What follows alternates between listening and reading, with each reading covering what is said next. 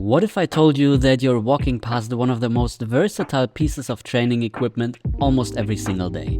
If you just stop for a couple of minutes and explore what this simple metal rail has to offer, you could train your mobility, balance, strength, coordination and creativity all at once. And yep, I'm talking about this innocent-looking street barrier, the silent bystander that's sitting in almost every city, every park, and along countless sidewalks. So stick around, because over the next couple of minutes I want to give you a fresh pair of eyes.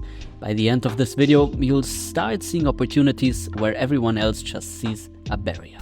First off, one of the simplest things I love doing on a rail like this is using it to find a gentle arch through the spine and create a bit more length between the vertebrae. You can simply place your upper back on the rail and slowly arch backwards. And usually, you'll feel pretty quickly where you need to position yourself so it actually feels good. And while you could go into a bigger arch, often just a small amount is enough to give the spine a little treat. Especially after a long day of sitting, this is one of the best little patterns you can do. But besides the nice effect on the spine, there is another reason why I love this one. When I sit in front of a screen, and I guess it's the same for most of us, my eyes only get to look a few centimeters ahead. My vision adapts to super short distances, and for me, this often reflects in my mind as well. I start feeling a bit narrow, a bit limited, a bit stuck in the small problems right in front of me. So bending over this rail and looking up towards the sky also extends my vision, and through that, maybe even slightly my mind. Next up, let's use the sturdiness of this barrier to our advantage. When you hold onto the rail, you can simply let yourself fall back and down, kind of like a horizontal hang. And just like hanging, where gravity helps us to find more length and relaxation, we can use the same idea here. You can drop into deep squats, or positions that you usually might not be able to enter alone, especially not with this amount of ease. The squat is just one option though. In best case, you just try out different shapes and see what your body craves in the moment. Maybe you straighten your legs and open the whole back chain. Maybe you step wider and open the groin. Maybe you just move around and explore. And if you need a bit more of a mobility challenge and don't mind lying on the street, you can also perform this nice shoulder opener, which is definitely one of the more advanced things to practice with these barriers. And by the way, the same can also be done with the edge of a wall, as you can see in this video. Now, when we see these barriers, I think most of us immediately associate them with balancing. And while this is true, we can balance on more than just our feet. Even just sitting on the rail and trying to have your hands free already introduces a pretty interesting core challenge. Your abs constantly have to work to stabilize your trunk. To make it more challenging, you can introduce small patterns like trying to switch one leg over to the other side. This usually takes a couple of tries and challenges your balance and core stability quite a bit.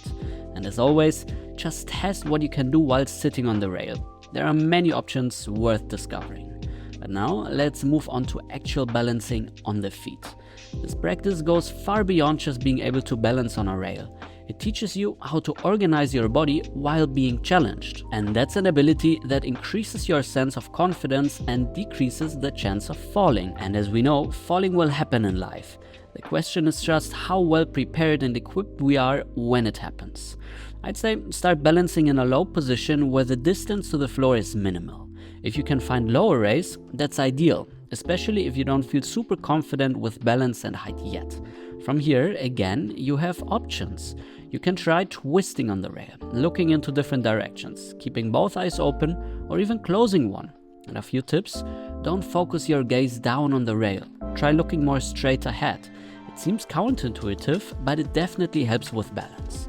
Also, maintain a flowing breath. Easy in and out through the nose, because in the end, calmness will be rewarded with better balance. Now, standing up is of course also an option. Same with walking on the rail, twisting, balancing on one leg or both legs, and exploring whatever makes sense for your current level. And if you want to add a strength aspect to the balancing practice, you can try touching the rail gently with your fingers. I swear your legs will start to burn in no time. It sounds easy, but I dare you, try it. Also, you can lower down and balance on one hand and one foot. Here again, your core has to stabilize the whole structure. Try moving the other leg through the space you create.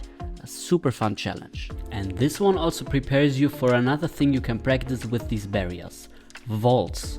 Vaults are a ways to overcome obstacles like these steel barriers. This is often practiced in parkour, where athletes try to move over, around and through obstacles in creative and efficient ways. A great start is simply figuring how to slowly step over the barrier. One leg supports you while you build a bit of momentum and try to step the other leg over the rail, just like we practiced earlier. From here, again, I'd recommend simply testing what you can do. You can try 2-leg jumps, faster versions, slower versions, cleaner versions, more playful versions. There is a lot to explore. Oh, and before I forget, the steel barrier I was using had the perfect height to train some lower back strength. Great for overall stability and also very useful if you're trying to build a stronger and more resilient lower back. You can just fold over the rail, place it roughly in the creases of your hips and perform lower back extensions. The nice thing is that this also trains the whole posterior chain, so the backside of your legs as well. In my case, because I was training before shooting this video, I was already super sore and these twists definitely did not help with that. But as you can see, this really is a fine piece of equipment. It basically covers a whole training session if you wanted to. And what is missing after a long session? Exactly, resting. And believe it or not, the rail comes in handy for this as well. There is not much more comfortable than a nice hard steel barrier. I found a longer one and decided to go for a short nap. I fell asleep immediately and woke up feeling like a jungle cat. So yeah, this is it. The next time you walk past one of these, check it out and maybe go for a little improvised practice session. Now please let me know in the comments if you ever thought about how many opportunities a simple rail can offer. And don't forget to subscribe for more ideas on how to make your city your own gym. Lastly, I created a free 40 minutes masterclass on more open, flowy, acrobatic inspired movement. It's completely free. You just need to sign up through the link in the video description or the pinned comment. I see you in there. Have a good one. Now, if you enjoyed this video, I'm 100% certain you'll love this one about more ways how to interact with your city.